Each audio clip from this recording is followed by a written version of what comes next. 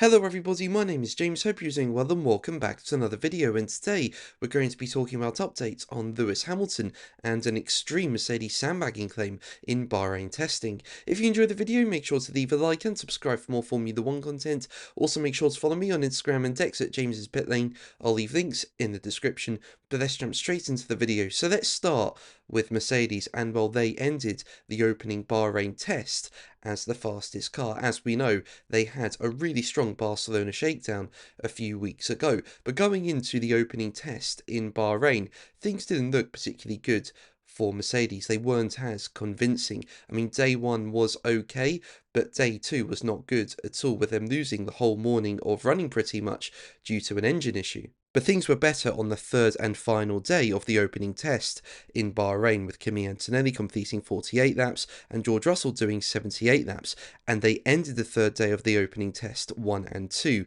with Antonelli setting a 1 minute 33.6 and Russell setting a 1 minute 33.9. Now, as we know, in terms of the Red Bull engine, that's new for 2026. It's the first time Red Bull is creating its own engines, and it's fair to say it's been performing better than expected. And Mercedes team boss Toto Wolff said on Wednesday that the Red Bull Ford Power unit could be the benchmark in F1, expressing fears his side could be losing a second per lap on the straights to their rival. But Verstappen did not buy Wolff's claims at all, nor his estimation that the potential advantage from the compression ratio could be as little as 2 to 3 horsepower, and instead Verstappen suspects that Mercedes are deflecting and hinted at some pretty extreme sandbagging. When asked about Wolff's comments, Verstappen said, as quoted by Crash.net, "You definitely have to add a zero to that, and maybe even more.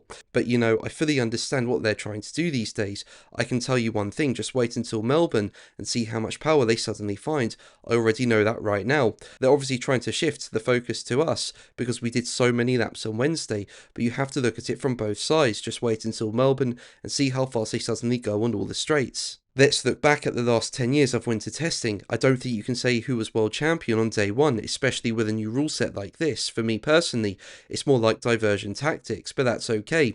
I mean, I focus on what we're doing here with the team, but honestly for us, there's still so much to learn. This new rule set is so complex that we just want to do our laps, and yeah, just go from there. Now, in terms of day 3 of the opening test in Bahrain, there was some drama towards the end of the session. I mean, at the end of day 3, the drivers lined up to do a practice start. But Franco Colapinto got into all sorts of issues as the cars lined up for that start. Firstly, he lost control of his Alpine as he tried to warm up the tyres on the way to the grid and ended up in the grass, only just avoiding the wall.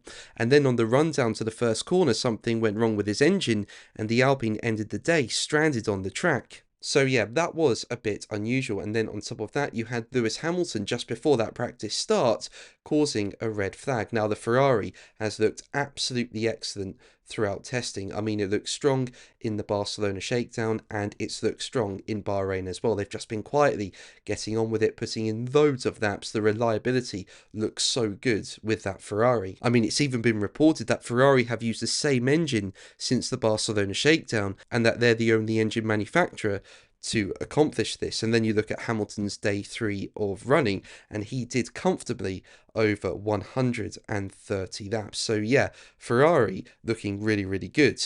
But despite going so long without any reliability issues, it looked like something happened at the end of the opening test, with Hamilton stopping on the circuit, and it looked like Hamilton suffered some sort of technical glitch and had to stop out on track. Now, it's not yet clear what caused Hamilton to stop, but the best case scenario would be that Hamilton ran out of fuel. But who knows, maybe it was some kind of reliability issue. I guess we'll find out soon enough. But that's going to be the video from me today. Thank you ever so much for watching. Make sure to like and subscribe for more videos. And until the next one, take care.